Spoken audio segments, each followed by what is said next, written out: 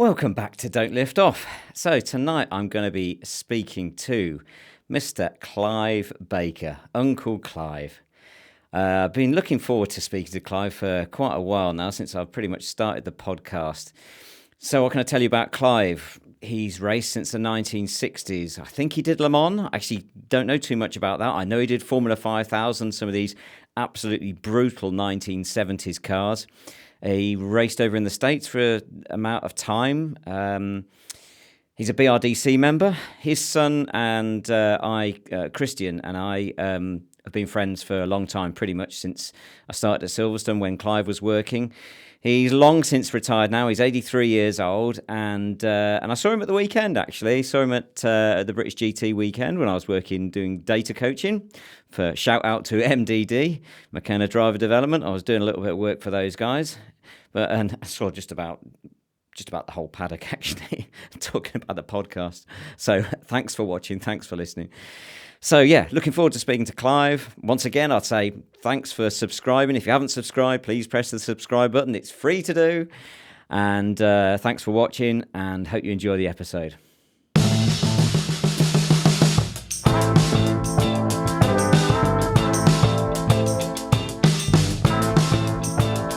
No, what I did in the end, so after I saw you at the BRDC campsite, I went back to my dad's because...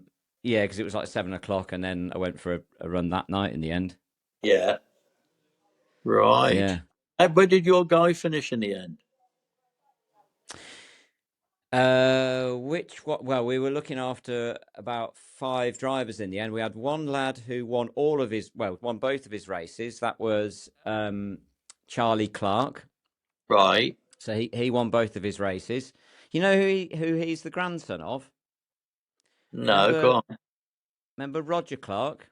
Yeah, well, rally champion. Yeah. Roger Clark's son is Ollie Clark.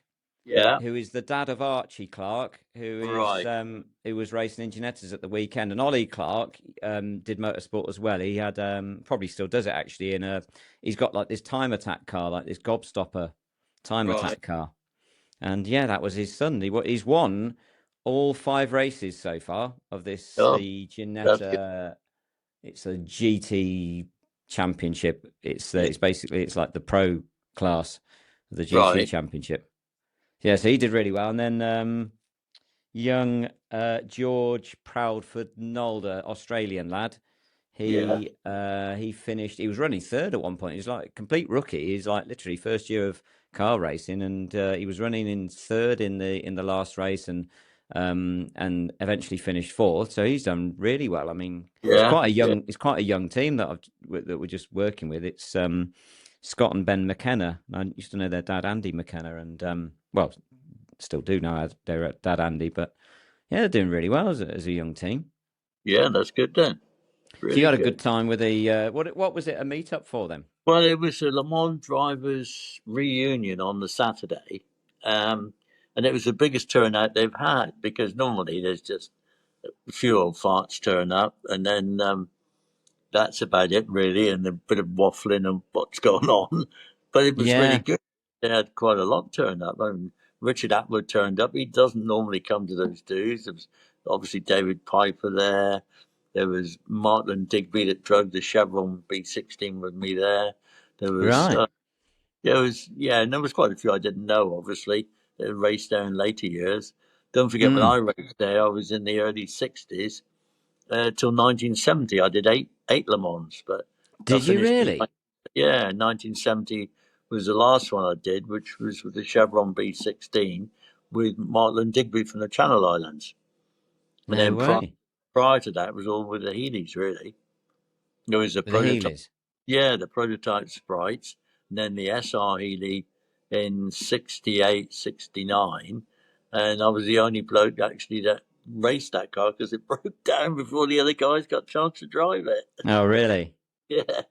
So, so that's the story there. But we won on 1967. I was first. Well, no, actually, Andrew Edwards. That's right. We were the first British car and driver to finish. Yeah. And we won the trophy award. And the same car in 1969 1978. Roger Enivert and Alec Poole drove it and won the British first car home to finish in that year. Oh, Which, really? yeah, it was like 15th overall for a little 1300cc Sprite. So that was a really Well, quite good result. I've got some I've got some pictures of it here somewhere. Actually, I was going to go through some of them with you. Actually, can you Oh, see them okay. on the screen there? I don't know Yeah, if you can see them. that one there with the big Healy, I finished second to Mike Parks. It was the Martini International. Um, in the wet, obviously, what I did with that car just before the start of the race, I thought, it's pissing down with rain. So I took my brother turned up with his Healy, and he had XS Dunlop XSP3s on it. So Right, I swapped the wheels over just before the start, took the racing tyres off, and put those on for the wet because they were brilliant in the wet. And right. I lapped John Gott 3 times in that race. He was driving the Healy with the all aluminium engine in it. So yeah, Right. Mike Parks only just beat me on that. That's coming through the old woodcut corner there. That photograph. Yeah, it was As in, whereabouts is that? well, the old woodcut corner was where the museum, is on the outside. That was just a flat out corner woodcut in those days. You come from Club, Silverstone, that is then. yeah, Silverstone. Right. Um, You can yeah, see a you hangar come. in the background, actually, can't you? That's right. Is that a hangar? Yeah. Yeah, that's it. What sort of year was that then, Clive? Oh crikey, you asked me. It's going back about 60s. 60, yeah, 63, 64, something like that. I can't remember. I Wow. would just remember what day it is, let alone remember what year it was. You're doing well, mate. You're Well, I don't you're know. 83 years young. Yeah. Next birthday, 84. That's it. Yeah. Wow. It's funny, Clive, because I'll just take that back off so I can actually see you. Um, it's funny. I mean, we worked together at Silverstone, but that was a good. When was the last time you worked at Silverstone? That must have been 10, 15 years ago, wasn't it? Oh, yeah, at least that. No, yeah. I mean, when I started instructing at Goodwood with the Wingfield School with Mike and Richard Knight way Right. back. And some of the drivers that came through was what's it called, Grant, Nick Adams. Nick Adams was one who did really well in sports cars. There was a lot of drivers through then. Rob Wilson, who became Yeah. quite a instructor. Yeah. Um, and I can remember Rob turning up one day in his Ford Angler with all this bloody cutlery in the back. I said, "What are you doing with all that?" He said, "Well, I do the washing up at this restaurant in the evening, but I didn't have time to finish it, and I had to get here in the morning to go on the track." And then he was competing against guys who turned up in Ferraris and Astons and all that sort of stuff. So yeah, he was a character. And then I Blimey worked at now. Wingfield School in France for a long time. I used to work for Mike there, and I was involved with Jack Lafitte, René Arnoux. A lot of drivers came through the school there. I mean, it was probably the top school at the time. Was With it? oh yeah, they come from all over the world there, and Right. yeah. When I've we were heard about that, but never went there. What sort of years was that would have well, been? About Jason 70s or? Jason Plato, in the 60s and 70s, and Jason Plato went there to the school with Christian, my son. Yeah. They went there together at that school before they started racing in Formula Renault. But I'll tell you a couple of stories about the school, which is interesting. One of the trips, we used to have a lot of Americans come over, and it was when we had the Kuwait War, and we had about 20 of them turn up. We used to pick them up at the Paris airport and then drive them down to Magny-Cours, which is about a 3 hour drive. And we're in this minibus driving down, and they wanted to hear the news. And it was coming on that America had gone into this war in Kuwait. And they were all panicked, and they said, "We got to get home, we got to get home. It's another war, we've got to get home." And, I think 18 of them, when we got to the chateau and booked them in, the next day I had to run them back. They buggered off. Didn't want to stay. Oh, They went, really? yeah, they did. They forfeited their fees and everything else. No And then way. another trip at Bagnicor with an American kid. He had he was a sprint car driver, and they used to get scholarships to come to the school from all over the world, Japanese drivers and European drivers and Americans. And anyway, on this particular course, it was wet. And we used to bring them in after every 12 laps and have a debrief. And we'd watch them on the corners, corner working, watching them. Yeah. And this old Frenchman came driving down his Citroen 2CV to the pits, all excited, and he started jabbering off in French. And my French wasn't very good. And he was talking to Mike Knight, and he pointed out to this particular car. He said it had come out the hairpin and spun and did a barrel roll and carried on. So we're saying, well, So when we called them in after the next 12 lap session, Mike said to me, we better walk down and check these cars out. Anyway, in the roll hoop of this Japanese car was a load of mud. So I said, it must be true then. Well, Anyway, you the weren't guy, sure that it actually happened or not. If someone had just yeah. reported Well, when we questioned him, he couldn't understand. No, no, no, no, no, no. I just drive. I just drive. This Japanese kid, and the guy it. behind him was this American sprint car driver. He said, "I want." Well, he said he fucking rolled over. I had a brake, and he came on his wheels again. So it was actually true. It's But in the total Japanese denial. kid, yeah, the Japanese kid didn't want to admit it. What had happened? So it was quite funny. We used to have several things like that used to go on, obviously, but yeah, no, I enjoyed all the coaching I did. I mean, I did a lot of it in between the racing because you earn, well, like you had to earn some extra money. Yeah, it's what you have to do. Yeah, between Right, race weekends. Yeah, that's yeah. right. Did you work at? I tell you, who I spoke to once in. Oh, it would have been 20 years ago. Was Bob Bondurant? Did you ever work with Bob Bondurant? Yes, Way yeah, over yeah, there.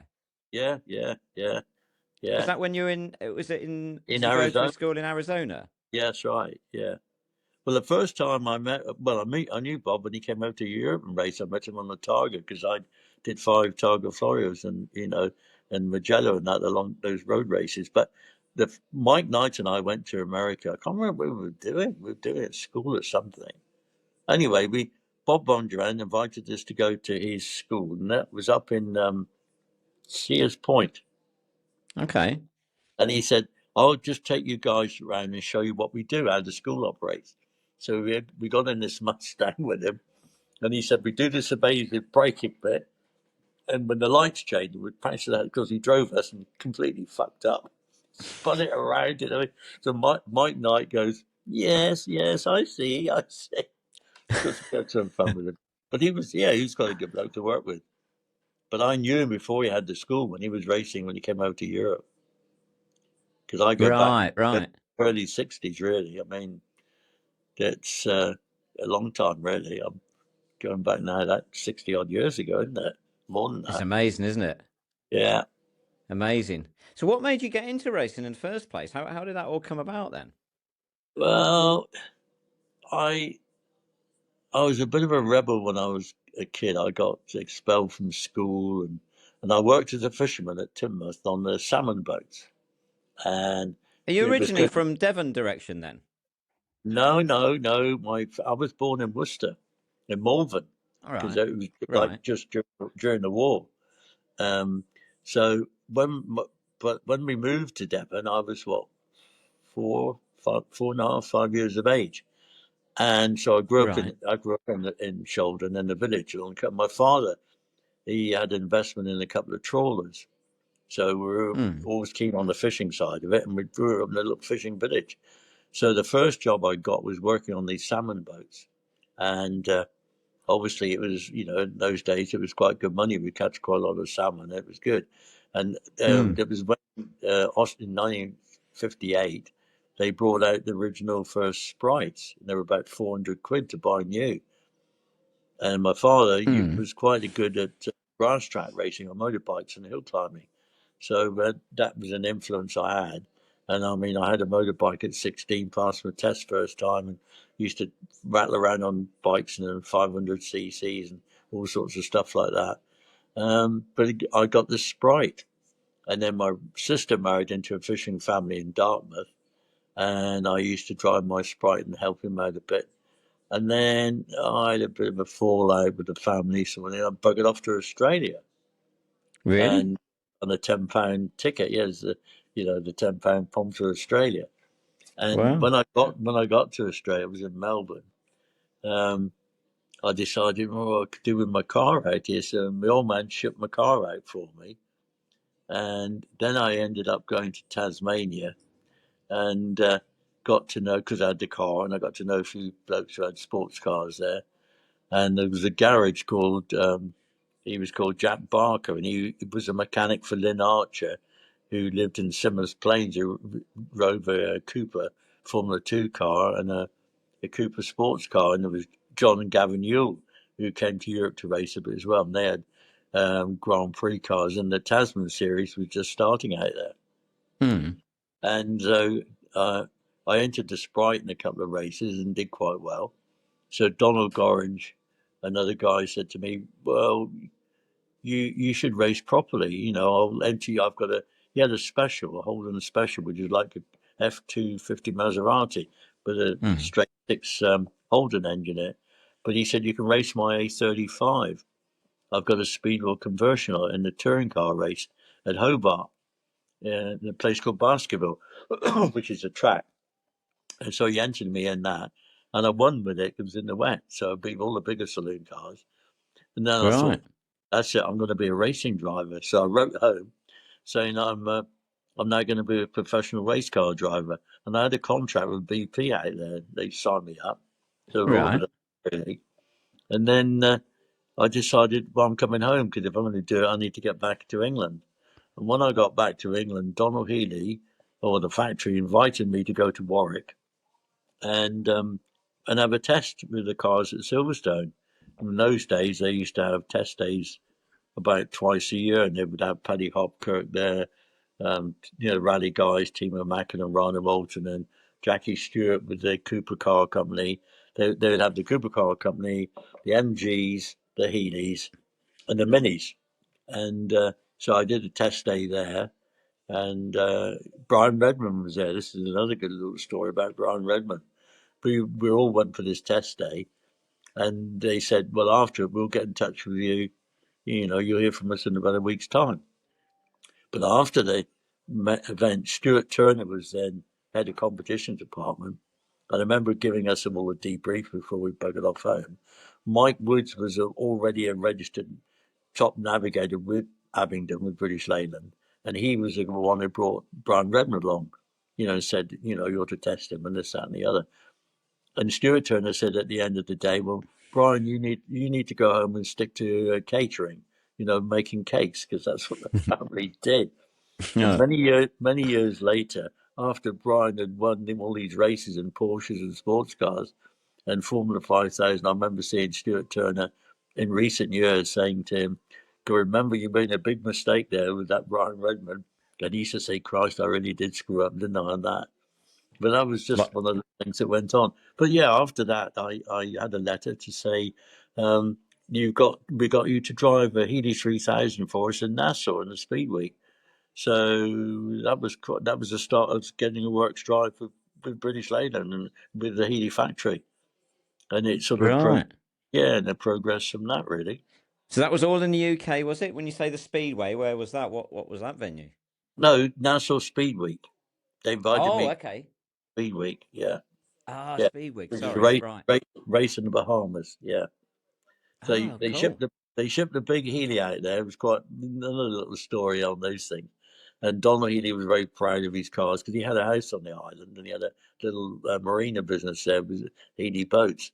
And so we went down to the docks, and all the cars would be shipped out from Nassau on a ship and then unloaded in Nassau off the boat. So we turned up at the docks and they shipped the Healy off and loaded onto the quay, got the key in it, and Donald said, "Right, okay, boy." He signed the passenger. "You fire it up. We'll drive to the BMC dealership." Put in the gear, nothing happened. So he looked at me. "Well, what's wrong?" I said, "Well, there's no drive." So there was a few words said. So he got into his mini motor then and buggered off to the dealership. Made sure they'd come and tow me back. It's only about a couple of miles down the road to the dealership. What they'd done, Eddie Mayer used to do all the engines for the BMC comms department, whether it was Abingdon cars or Healy cars or the Minis or whatever. And they were all XSP engines done by Morris Engines and Eddie Mayer. So when we got the car lifted up, they'd shipped the car out with the engine and gearbox put in it with no bloody clutch in it. no clutch Oh, air, really? no plates, no nothing in it. Huh. So Donald got on the phone at ASP and rang Jeff up in Warwick and said, "Look, you better ship something out on the next flight." So we put this thing together. But so I won. There's quite a few pictures about that. It was 54 hours. I won the GT race there. There Yeah, was let like me see if I can. Did Rachel send me some pictures on that? you might have done, yeah. Let me see if I can go through some, see if I can find some stuff. I don't know. But You that's the tell car. me to stop Well, that's when the we get car. to. No, you haven't got to that one yet. That, You tell me if any of this is. well, they're the same car. I mean, that's the other works car that I drove. That's when I won there, Castle Coombe with it. But it's not that car. There should be a picture of it in Nassau somewhere. Oh, okay. Let me just see if I can zip through. It's a Yeah, really funny photo, isn't yeah. it? Oh, hang on. Is Uh, that it? Is that something like no, that? no, no. Tour That's my calls? the later ones. Yeah. No, I don't. I don't No, think you we've got probably that. haven't got it. No, yeah, yeah, you haven't We've got got it. every other one. Yeah, Oh, you haven't man. got 'em. Anyway, that was the start. That was the start of driving for the Healy factory. Yeah. So you Yeah. raced it over there, and did you race it over in Europe as well then? Not that car, no. I mean, when I got back, really, Donald Healy said to me, he pulled me up and he, I became one of his favourite drivers, I think it said in some articles, but he said to me, "You're going to have to race the Sprite." And I thought I was getting demoted. Well, I've got to drive a bloody Sprite. I've been driving a 3 litre car. You know, when you put me in a little squirt box now. Oh, Right. he said, "Clive, that's the bread and butter car for us. That's the car that people can afford to buy and it'll sell like hotcakes in America. So that's the one we want to promote." And Mm. so that was it. And in the end, I mean, they were quicker than the big Healy actually with a fuel Oh, were injection. they? Oh, yeah, with a fuel injection in. And we ended up driving at Le Mans. I mean, the one year in 1960, it would have been 67 actually, I think it was. We were timed at 151 mile an hour down the Mulsanne Straight with a 1300 cc engine. Really? That was quick for a Yeah. little engine like that. But people used I've to got say, a picture of Le Mans here somewhere. I don't know if that's the correct car. You have to excuse me. I don't know yeah, my. Um. oh, I might have to get my bins out for this, mate, because it's small. Oh, okay. Oh, Yeah. Do you look. want to do that? Yeah, okay. You got them handy. Yeah, well, You, that one there is not that wasn't the quick. That's in 1964, I think. That's with Bill Bradley Midland Racing Partnership. Bill right. Bradley, Okay. remember him? Yeah, that was with Bill. That's yeah. You can see in the background. That's the Works Triumphs.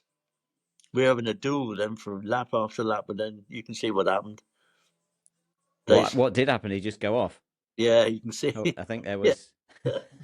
I'll come yeah, back to that. I just want to know the story behind yeah, that one in a second. So yeah. what happened then? Did he have an off? Yeah, he did. He went backwards into the banking on the outside in the end. Is this I you at think the front here I think then? yeah, this is me. That Number was I think it was, 53. yeah, that was Rob Slaughtermaker, I think, if I'm not mistaken. Right. Yeah. Now those So somebody's that found was 64. somebody's found these cars and now they've been rebuilt. So somebody's Oh, got them. really? Yeah, somewhere in England they've got them. Next Works cars. Yeah. Oh, nice. Nice. So you did Le Mans how many times? You say Eight nine. Was it 9 times? Eight no, times? eight times, yeah. From what, 60, what, early 60s to The early through to sixties to 70s? 1970. Yeah, 1970 was the last race I did there was with the B16. Yeah. Oh, with the B16. Yeah, lovely car to drive. What a lovely We car. were going really well with it. The only we how we got let down was we dropped a valve. The BMW when they took the engine back to the factory to check out to see what the problem was, they reckon it was oscillating down the Mulsanne Straight. Constant revs too long, and that's what caused the valve springs to break and then drop the valve. And I was the Right. rotary engine one. I was the instigator to put the rotary engine into a B16 because I drove for Mazda in the touring cars Group 2 car, and knew that I'd already raced at Le Mans quite a bit, and they said, could we negotiate a deal possibly with Chevron because I was already driving Chevrons. I drove the Yeah. B16s at Daytona and Sebring and No Watkins. way. So they went to the factory, and negotiated a deal, and this is an interesting story. They sent an engineer over, and I took him up to Bolton, and Derek Bennett let him start working there. But every day at 4 o'clock, he'd finish working, and he would do drawings of the car, which Derek, obviously, whether he knew or not, I'm not 100%, but and he'd take photographs of the progress of this car, and he would post a letter back every night to Japan, back to the factory. And when we went to Zolder to test the Chevron with the rotary engine in the morning, he came to breakfast, great big grin off his face, saying our car is already on the track in Hiroshima. They made a replica B16 in the factory. No way. Gareth Bennett said to him, well, you just rub your history out of here. And he fired him on the spot. So they'd copied the car, done a direct Yeah, copy of the yeah, car. yeah. And there was two B16s with rotary engines in. Oh, The one that Chevron put together in the factory, and the one that they did in Japan. wow. Yeah, quite an interesting story. And in fact, really, Mazda were quite interesting. I got asked to drive for them in 1960, 67, would it been? I can't remember now. I think it was 67, to drive at the Nurburgring, Spa, and Silverstone. It was a Right, Route 2 rotary car. And right. when I turned up at the Nurburgring, because I had a lot of success at the ring in sports cars Okay. prior to this happening, and they had this van on the side of the track. It's when you pay your Deutschmarks and anybody can drive around the old Nuremberg circuit. So they Mm. turned up about a month before the event, and we got in the car, and he said, "Okay, go and do a lap, do an in and out lap." Came in. What do you think of the car? I said, well, I said, the brakes, you got too much servo on them. I'm used to a hard pedal in a race car, like especially in a single seater, solid pedal. So easy to toe and heel and everything and control the feel.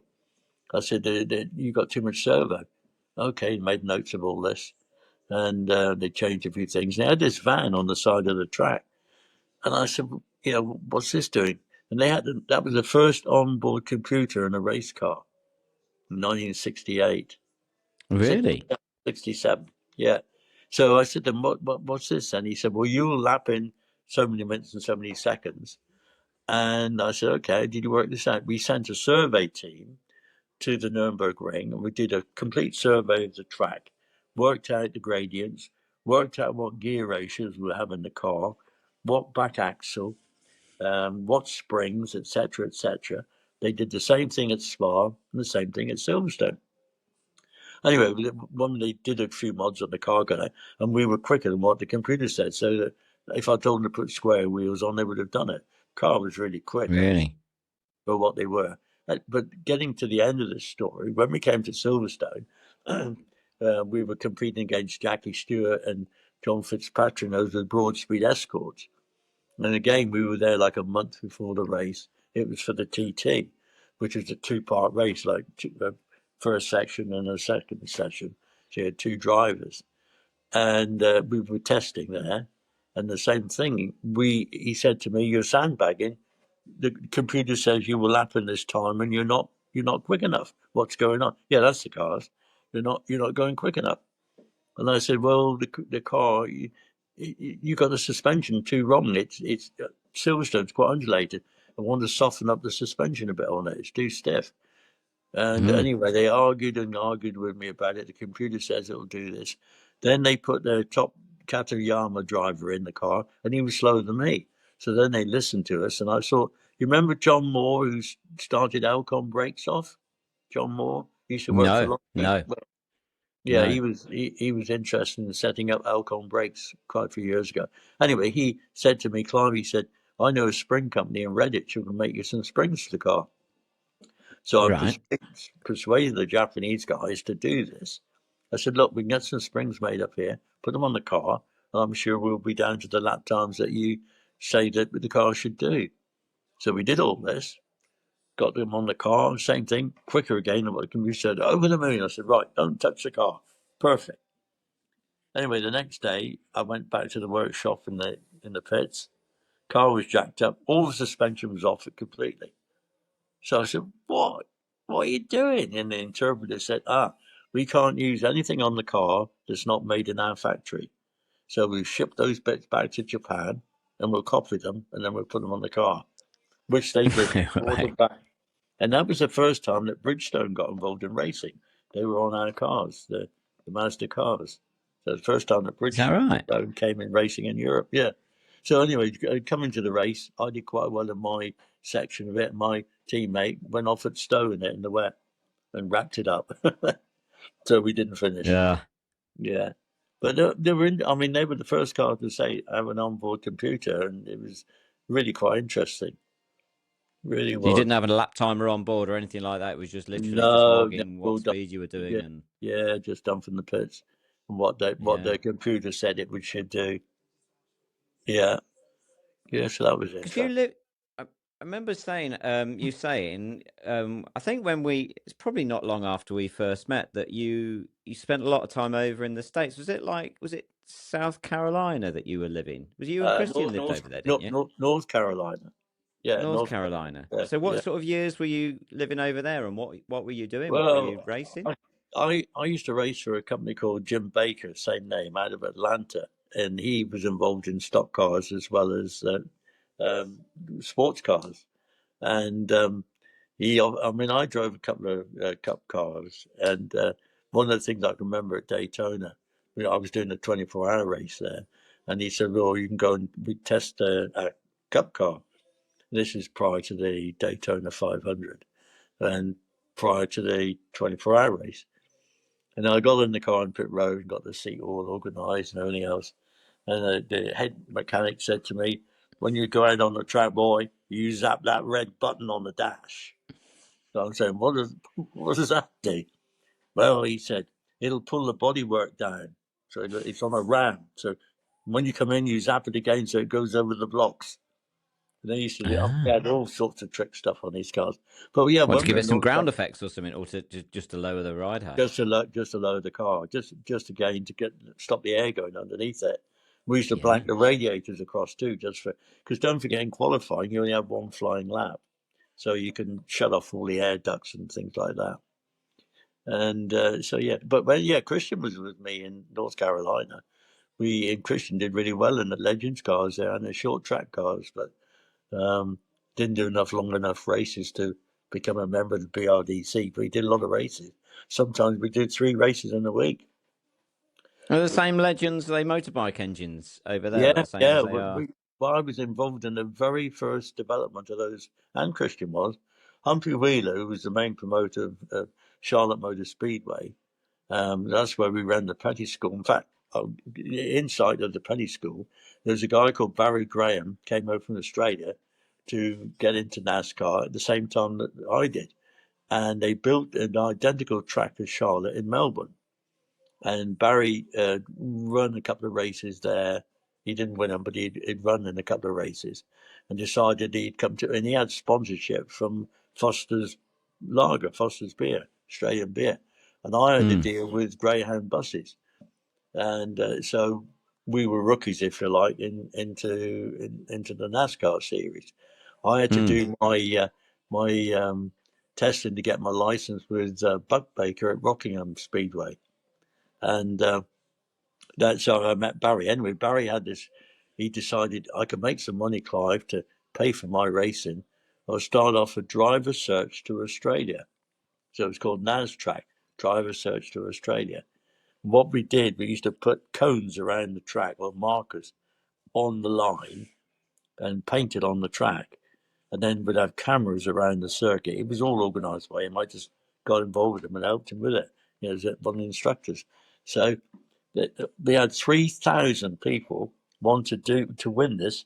It meant if they won it, they would go and race in Australia with a cup car. So Mm. 3,000 people entered it at $3,000 a piece, right? So it was a lot of money. Mm. So Mm. we had 6 cup cars that we used at the school, and they had to win it. Well, the bloke who won it was a train driver, an American train, big, railway train driver, and he didn't like flying, so he said, "I don't want to go." So No way. he won it. He said he didn't want to go, and well, Barry said, "Well, I don't know what to do." He said, "Well." well, can you give me some money instead? So basically, he ended up with some money, and he used to turn up every year to the speedway to see us and have a go around in the cars. But when this was starting off, when we were doing this, Richard Petty brought one of the condominiums at the track, and I got to know him obviously because we were getting into NASCAR at that time. Barry and I were, and they used to go to the different race shops and things. And he said, "What you need, Barry, to make this a success, you need my name with it. So if you let me have a presenter, we'll call it the Richard Petty School." And that's how that developed into the Richard Petty School. So I worked there for a bit, and Christian worked, and Christian used to do the rides. He would do the high-speed passenger rides on the ovals at there and the other tracks we ran at. And And whereabouts Christian, was that? What was the venue? What that did was they have? shot. We used to do Charlotte, Atlanta. Those are the main two ones that Christian drove around on. But then the school expanded on all sorts of tracks, really. But that was the time when we started to come back to England. But yeah, but the Legends cars, Humphrey Wheeler came up with the idea about this cars, and we were involved in it on a daily basis, obviously going around the speedway, testing the cup cars, etc. And he said, "I'm going to do." He wanted to use a Triumph engine. And he sent me back to England to go to Triumph factory and see if I could negotiate a deal for engines. Well, when I turned up at the factory, which is just, as you know, off the M5 or the A5, um, Right. they said to me, "Well, how many engines do you think you're buying?" And I said, "Well, they'll probably buy 500 to 1,000 a year." And they were going, "No, no way." I said, "Well, that's the plan." So it couldn't come to a decent price. So Humphrey then thought, well, hang on, we need to approach the other ones. And the next best engine really was the Yamaha 1200cc. And the Hmm. Japanese just fell over backwards to do the deal. And, Yeah. it's the biggest manufactured race car. They were making 3,000 Legends cars a year out of their factory. Were they really? 3,000 a year. I'm not sure now how many they turn out a year, but in the heyday, it was 3,000 a year. So Good God. Triumph really missed out on that, yeah. Yeah. Yeah. And a guy called Uh, Cooper came and stayed with us. And Christian raced the Legends. He drove for Budweiser. They sponsored him with doing some of the Legend races. And they came from England and stayed with us. And they got the import rights to the Legends cars for this country. yeah, that's Yeah, right. It was a big yeah, championship at once upon a yeah. time. But they had to fix Yeah. a reverse gear on them to run them over in England. So, but Right. yeah, Were but they not allowed to run without a reverse then? that's right. Yeah, I Of think course, the the bike FIA. gearboxes wouldn't have had No, they had to reverse fix gear as it. standard. No, that's right. Yeah, yeah. Yeah, But we had a pound to similar weight sort of thing ratio was a with. really quick car. Pound to weight ratio. They were Oh only like, yeah, and super short wheelbase as well. So you yeah, used to do yeah, big skids all the time, didn't they? yeah, Everywhere. yeah, yeah. But yeah, Christian won quite a few races. He won a big one down in Dixie Speedway on the dirt, first dirt race he ever ran. And he won it. So yeah, Oh it was really? quite. Oh yeah, it was quite a big deal. The race at Charlotte Speedway, the first race he did there on the oval in front of the ground, there's 86,000 people there.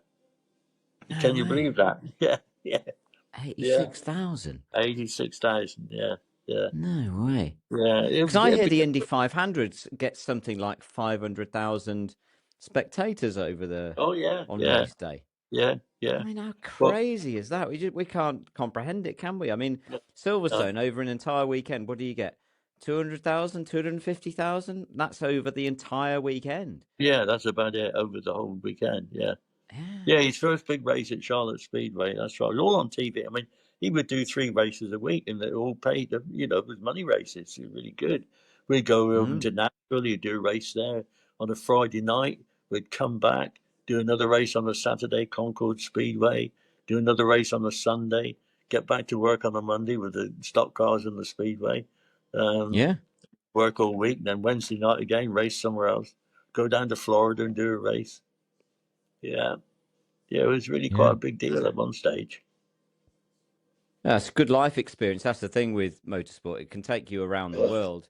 That's and right. you find yourself in places that you never expected to be, and That's it's all right. through Yeah, either work or racing or yeah. Well, I mean, some of the races that Christian was doing, we wouldn't. It would be like a. How can I explain the old bull ring? We'd have to wait till about midnight to get your prize money, and your starter money. After when the race is finished, they paid out. Then they back in wouldn't the split day the when prize. you used to get Yeah, starter money and prize yeah, money. yeah. That's right. Yeah, I know. Well, this is the thing. Like, it's funny because you go and you'll talk to a modern racing driver, and it's like, or a young aspiring racing driver, and it's just like the whole concept of start money and prize money. I mean, it doesn't yeah. even it can't compute because it's been so long since that was That's actually right. there. Well, I can remember going to the Nurburgring to do a 1,000 kilometer race. Um, and they used to pay me quite good starting money. I used to do the 500 and the 1,000 kilometer races every year. I Hmm. remember turning up at the box, and can't remember his name now, but he's a promoted guy. Oh, Clive, yeah, sign in here. Um, and I was looking for my starting money. He said, there's a problem here. He said, one of your English drivers, he's now got sponsorship from Barclays Bank. That was Guy Edwards. Remember, he had Yeah. Barclays Bank sponsorship. He said, "Well, Right. we're not giving any starting money or appearance money this year. You're going to have to find your own sponsors."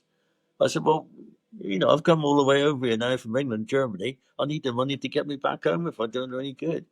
Oh, and they disappeared and came back. He said, "Well, in this exception, we'll let you have some money, but from now on, there isn't. That's it."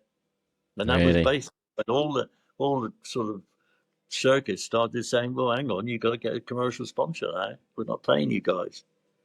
But in Yeah. America, Yeah. they always pay out all the short tracks, and you get a percentage of the gate money. So So it was always damn those sponsorship finders. that's right, yeah. Yeah. Well, I Yeah, remember but it that just was shocked he was me like the because birth, wasn't he? Like he was like so yeah, he wrote that book. that's right. I remember Rob Bath had a copy of this book. It was like 100 quid for the book. I This think big so. Yeah, thick book about how yeah, it was like yeah, how to find sponsorship or something like that. It's called. It yeah, was like the yeah. Bible of how to find That's sponsorship. right. Well, I can remember because I knew him quite well because he raced for one of the 5,000 sports cars when I was doing it. But he said he went to Philips's, that's who his first sponsor was, in Holland. And he's in his Mini and he slept in his car for 2 days outside the factory. He went in Really? the first day there and said, "Look, I'd like to talk to the president or whatever, whoever it was he was talking to." I can only recall this from what he said to me. Um, and they said, "Well, you got no chance. You've got to book an appointment." Well, he said, I want to see him. I definitely want to see him, and I'll be outside. And he's the third day, this bloke said, that guy's still in his car outside. He said, well, he must be that keen. Let him come in. And that's when he did his first deal with Phillips' He sponsorship. doorstepped him. That was on his sports car. I think it was a Lola T, 2 liter Lola car. Yeah. Yeah, yeah. But that he stood there till he got his deal, and that was his first capping of getting us, into big commercial sponsorship. That's what Jason Plato did with Frank Williams when he got his touring car drive. Literally doorstepped him, followed him to work, Yeah, that's right. parked outside his car, said, "I hear you're Yeah, building a touring car," and he knew it was going to be yeah, a bloody well engineered yeah, touring car, and yeah, so he got his drive. One of yeah. the things that you mentioned there, names that I really wanted to talk to you about, was these beasts. I've heard Oh, about the fabled Formula 5000 cars. yeah, they Tell were. tell us about this. When did you race one of these? And t- tell me about this. What engines it got in it, and like Well, absolute monsters. yeah. How I got into Formula 5000 was really in America because I was down to drive at Le Mans with Roger Eniver with the Camel sponsored Huron sports car. And I had to drive in it, and I thought it was a load of crap. It really was. And so I was talking to Bernard Caillet, and at this meeting was Larry Truesdale of Goodyear at Le Mans, and just having a coffee really, and going about talking about things. And there was another guy there called Bob Griffin, and anyway, I said, "Oh, bollocks to this! I'm, just not getting any money out of this, and I think I'll go to America to drive." I got this Jim Baker guy, I already raced for him out of Atlanta, who's involved in stock cars and sports cars. And this bloke, Larry Truesdale, said, "Oh, well, this is Bob Griffin. He's from Texas." And I thought he was part of the Goodyear lot. Anyway, I just didn't say very much to him. And I left and I drove back home to Torquay from Le Mans. I didn't drive in the race. I came back, said, "I'm not driving." And about a week later, I had a phone call from this guy from Texas.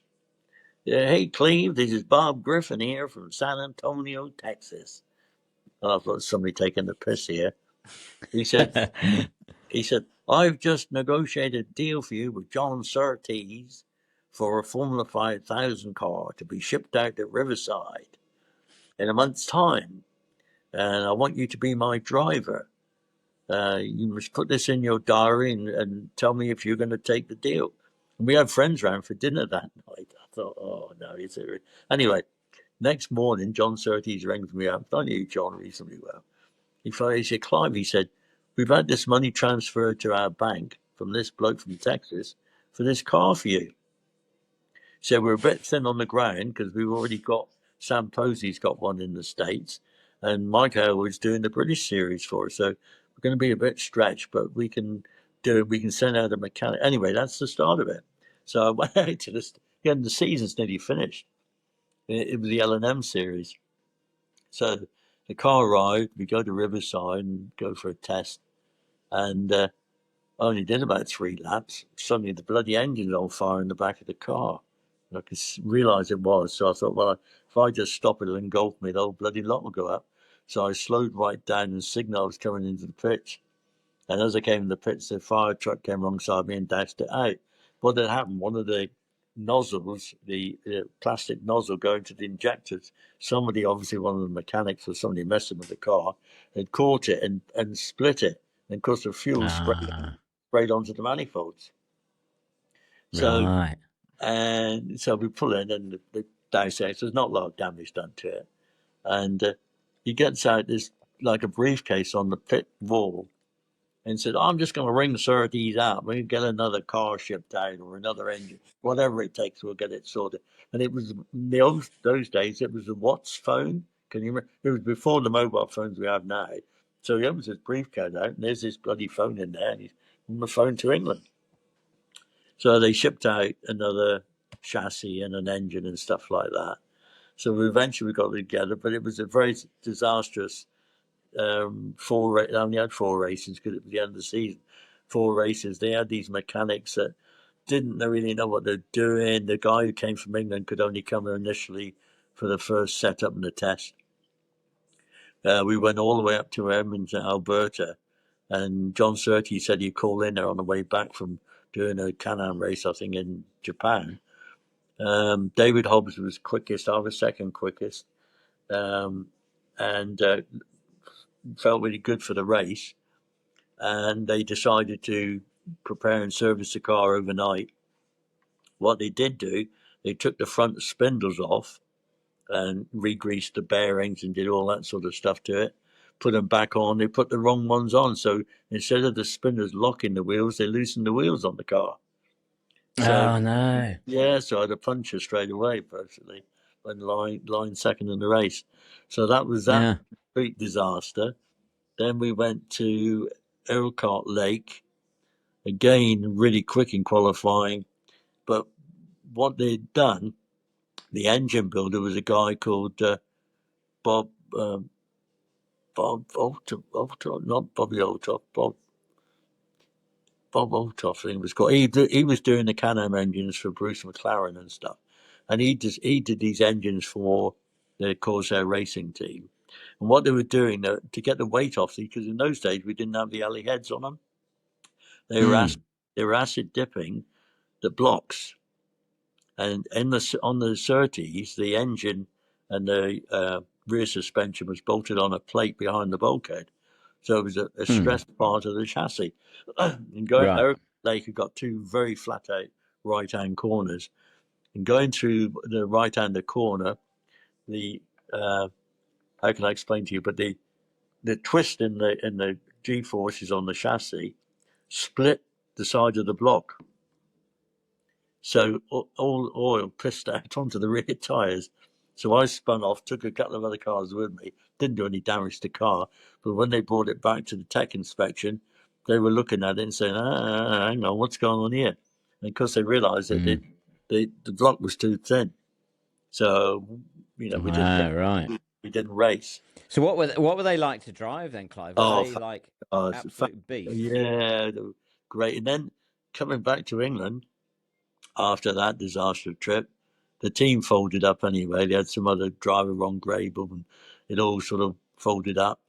Um, they gave me one of the engines to bring back to England, and March Engineering gave me a chassis, which is Oh, the okay. 73A, which is basically a Formula 2 car, but it was very short wheelbase. And the best result out of it was a fourth at Snetterton. I think Tony D. No, I can't remember who won the race now. Oh, Peter Gesson, yeah, I So think he won. So I did a few of the what races. championship was that in? Was that F 5000 championship, Yeah, standalone yeah, championship? yeah. But by the time I got it all together, it was again half a season. And then Yeah. Keith Holland, off the car you see, the McLaren.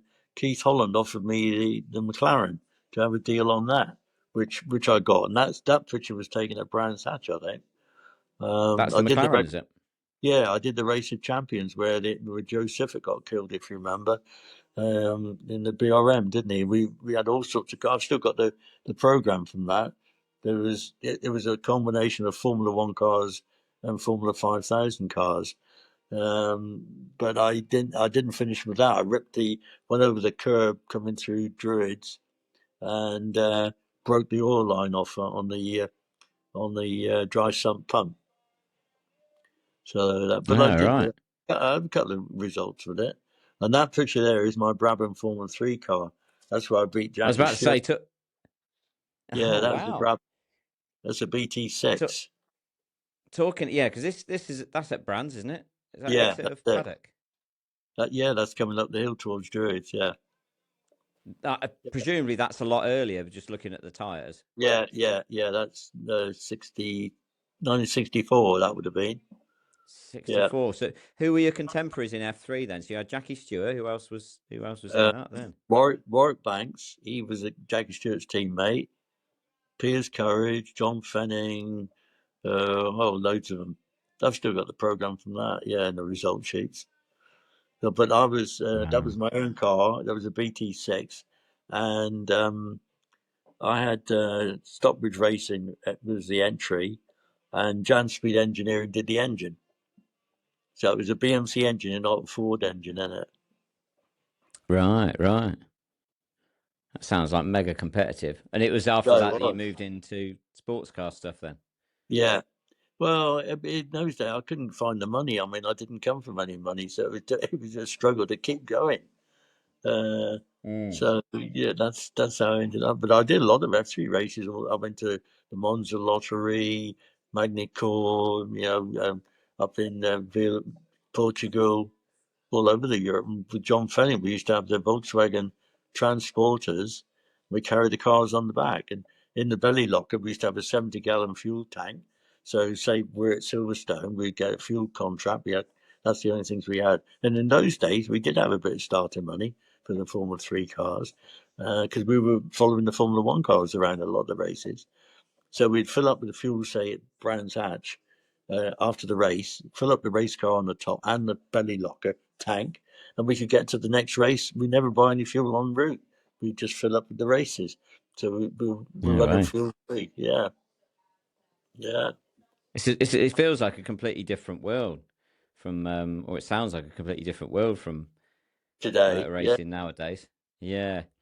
Now, there's one of the things Christian said to me is to get him to get him to have a glass of red wine and tell him some of the old stories. So I hope you've got your glass of red wine in hand there. You've been talking now for the best part of an hour, and given that you're 83, I think it's time you have a little bit of a Well, I've little got bit of a one. You know, tipple. I've got one there. Look, see. Well, an hour too late, but cheers. Yeah. Yeah. There's some of these pictures that he sent through. Let me have a look at this one. This one's brilliant. Oh yeah, What? that. Well, I'll tell you the story of that one. That in 1960, well, it's in the 60s again, but I can't remember the exact. But what it was, Castrol Oil. We were contracted them with British Leyland, and that's the British Leyland Works bus, transporter behind. We were uh, told, could we go to Monza and promote the Castrol Oil GTX? That was the launch of GTX oil, and Oh, wow. we had to run 7 days and 7 nights around the Monza banking to set this world record, and Right. you had to carry all that's on the bank. You see, we're how steep it is because we're stood upright, and you see the back wheel Yeah. is slipping down. That's an Austin 1800. We did this event in, and you had to carry Yeah. all the spares in the car. And there was Tony Fall there, Roger Enever, Alec Poole, Rano Altonen. I've got to think of all the drivers. I must remember there's six of us anyway. So the idea was they didn't need racing drivers to do this. Anybody could have done it. We're just going round the banking non-stop. So what we did with the car is they had a stop on the throttle, so you could plant your foot on it because the banking's quite bumpy actually around Monza. So the Mm. idea was off we go, and all the tools are carried in the car that you have to use to work on the car. You can't use anything else Right. for this record attempt. So we're getting bored to tears with all this, so off we go. So Rano said to me, one of the breaks we were off, he said, "Do you know, Clive?" He said, "The pedal arrangement and the throttle is exactly the same as a Mini. We get a bungee strap, you can wrap it round it, and it'll tie it down there, so you don't need to have your foot planted on it. We can do that." So decided we think plans we're going to do. So we decided we could do that because it's constant revs going around, and we could get out the driver's seat and get in the back window and wave. So we're going around the banking, get off the belts, take the belts off, and get in the back and wave out the back window. Because they were going ballistic, the mechanics on the pit road. But we What? got Just to all show the sorts of, mechanics what you could do. yeah. So, and one of the other things was the boys, because we had a lot of time off, obviously, because you got six drivers. We'd go into the village and that, and one of the I can't remember, I think it was Rhino actually. He got him one of these plastic snakes, and he said when the mechanics work on the car and they jack it up, I'm going to put this snake in the suspension. So because he did that, and they thought it was a live snake there. So we got up to all sorts of tricks really. And one of the nights, poor Roger anyway, he was at Silverstone the weekend. I was talking to him. The boy said, "Oh, we'll get some sheets from the hotel, and we'll go on the banking and put on pretend we're ghosts dancing down the banking." So they said to Roger when he came, "Everything- how was your stint, Roger? Anything happen while you were driving?" No, no, everything was fine. Everything was all right because Roger was always very serious. No, everything's fine. You sure? Do you see anything out there? And he went quiet for a bit. Well, I don't know whether I was dreaming or not. He said, but I thought I saw a ghost because there was a lad with a figure dancing on the bloody banking. Got up to all sorts of tricks. Really. You can't do those things like that today. But Christian literally, said something about a bus. Something about there was. He said, "Get Dad to tell you about the bus story," and oh, I can't. I don't know crikey, yeah. what it is. Tell us the Well, bus story. yeah. Well, it was. We were doing. I drove for JCB a couple of races with the Chevron B8, and we went to Portugal, and the prize given used to be in this stadium, and Lanfranchi started. Oh, I don't know. Anyway, he got a bit of a deal where the local boys wanted one of the mechanics had his girlfriend with him. She was wearing a mini skirt, and they were all sort of ogling around her, and it started off a bit of a scrap going on. And so, this is all going wrong. So the police had this minibus there, and I said to the guy who's best man at my wedding and a couple of mechanics, "Come on, let's get quick. We'll get in the bus," because we were staying quite away. I got into this police bus, got in the wheel to drive it. Then the policeman was sleeping on the back seat. So we started off. I saw him coming down with his gun, running down between the seats. So I slammed on the brakes because he came for it. smashed himself in it. So, oh God, he unkilled himself as he jumped out the bus and legged it. And there was a convent there with the women running it, and they hid us in this when they were looking for us. And we got back the next day. We just getting all sorts of tricks A from them. convent, as in Yeah, like nuns. yeah, yeah, yeah, yeah. You couldn't make this up. You just No, literally. I know. One of the funniest things that happened to us, so talking about Paul Hawkins, because he and I were good mates, we were at the Nurburgring game, and the American services used to supply a lot of the signaling equipment around the circuit in the old days, in the 60s, you know, all the cable communications. And they would stay in the village, and we used to stay at the Zerberg near the old ski resort on the top, and stayed there quite a few times with David Piper and those. We had rooms there, and Vic Elford. But Paul and I were billeted down in this big hotel in the village, and we were trying to get to sleep that night, and there was a bloody great crowd going on, all drinking in the street, singing. And Paul said, "Fuck this! I need to get to sleep." So he disappeared out the room. And he came back with this fire hose, and there were like a cotton, you know, there were Hessian type hoses. They weren't rubber. And he dragged it into the room and got it out to the window. He said, "You go back there now and turn it on." So I went back, opened up the thing, and he started spraying all the crowd with this bloody hose because we couldn't stop laughing, realizing that the hose takes up after a time, but it leaks like a sieve till it swells up. So we couldn't stop laughing. We ran it back, put on the hose. We went down for breakfast, and there's a big long hall where everybody went for their breakfast. And it's all laid out in the morning because the ceiling it all dripped down from the floor. So there was No. there's all this stains on there from what we'd done. They were trying to find out whose room it was, but we got away with that. And No. the other thing he used to like doing was nicking signs off the tracks, different places we'd go to. And at the Nurburgring, he fancied this sign on the downhill bit to Adenauer. You go down the twisty bits of the bridge. And I had a Humber Hmm. Snipe tow car in those days. So we got in the car, he got the spanners with him, and we stopped to get this sign. He's climbing up to get the sign. And suddenly we see this blue light coming down the hill towards us. Oh, fuck me. So hang on, we get it, we get it. And we got the sign off, we got in the car and took off. And it was the old Volkswagen Beetle police car with two big blokes in it giving chase. They lost control. And I said to Paul, look in the mirror. I said, "Well, we've lost them." He said, "Yeah, we've lost them. Look at the lights go around. They tipped it over. We better go and check Had it out." they? They flipped it up and they were sliding down on the roof. We better make sure they're okay. So we turned around and went reverse way back up till we got to them. And I said, "They look all right, Paul." He said, "Yeah, come on, let's fuck off now." So we left. The next morning, they're going round the paddock trying to find this Humber car. So David Piper lends us the tarpaulin sheet that we covered it with. And lucky enough, they didn't, they were just looking for the car. And so Paul had these big sign and we got. So yeah, we used to do all sorts of stuff. I wonder if Can't we do that. still got it. It will still be hung up in a barn somewhere. Yeah, I'm sure it's somewhere. Somebody had Adenauer it. Bridge. Yeah, yeah. He was a nutter. He was. He really was. I remember you telling me about lobbing a firecracker behind a bar. Now, that was something you Oh, told me 20 odd years ago. yeah. Tell me about that again, because I vaguely remember that story. And I'll tell you where you'd have told me that. It would have been in the Chris Alford wine bar. It would have been Uh, in the Alfie wine bar, and it was something about a firecracker being lobbed behind a bar. oh, that was in America. That was in Atlanta. In fact, I got kicked out. They got arrested, didn't I?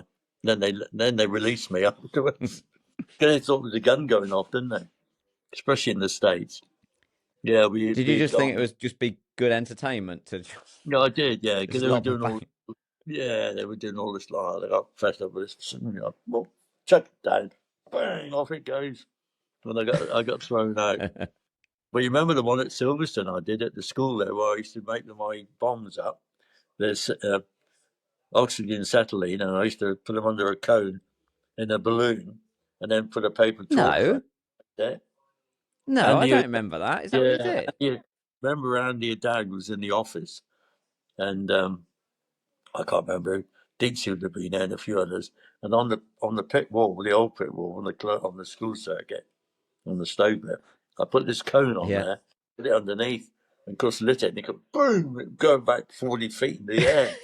Oh, this bloody bang! Oh, Baker's done it again. I used to make these bombs up quite regularly. Yeah, What, you dear. just used to fill it up with oxyacetylene to do something, and Oh, I then can't just give you light the it? secret away. I can't give the secret away. Yeah, Yeah, yeah. yeah. Text me that because that's something I Yeah. can do next next No, time I'm there. you Next get time in I'm doing some trouble. skid control, just see this Yeah, cone you get in disappearing over trouble. the grandstands. Yeah, you get in trouble with that. They'd fire you on Oh the dear. spot. They'd fire you on the spot. Yeah, they really would. Well, But you can't Uncle do things Clive, like that it's today, been you see. Nothing. You can't do anything like that these days. It's all too serious, isn't it? that's what they think. Yeah. There's always opportunities.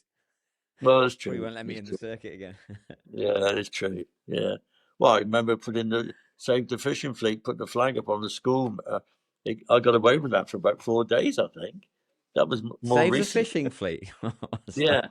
Well, remember we were coming out of Brexit and it was all about the fishing side. Well, the Right. flag out the school um, house, people used to sign on. Well, Dave Mellor helped me get it organised. I hoisted up on the flagpole, took photographs of it. No I way. was gonna, I was gonna Save the do it on the fishing. BRDC one. I thought I better not doing that. I'll lose my license or they'll fire me out of the club. Yeah, I mean, bad enough of me But you... rattling on, really. Yeah, Oh, it's been brilliant, Clive. It's been brilliant, which I knew it would be. Mate, it's yeah. been great to catch up with you, and it was great to catch up with you I got to tell you one last on thing. Just Sunday. one last thing. Reminder. When we used to go to Go on. Nurburgring, one of the first trips I ever did to Nurburgring, Tony Langfranchi used to drive there quite a bit, and he had this Ford Angler. He said, "Oh, I'll take you round, show you the round." There's a mini carousel, the main carousel, and we were going around this Ford Angler, and we ended up going off the road into the hedge, and we ended up pinned between these pine trees, literally. Looking out the window, it's about 30-foot bloody drop because it goes down like that inside. Yeah. So we'll have to climb out the car. And that was when the Americans used to do, I say they used to do all the marshalling and that around there. So we had to get one of the American trucks with a cable on it to pull the car back out.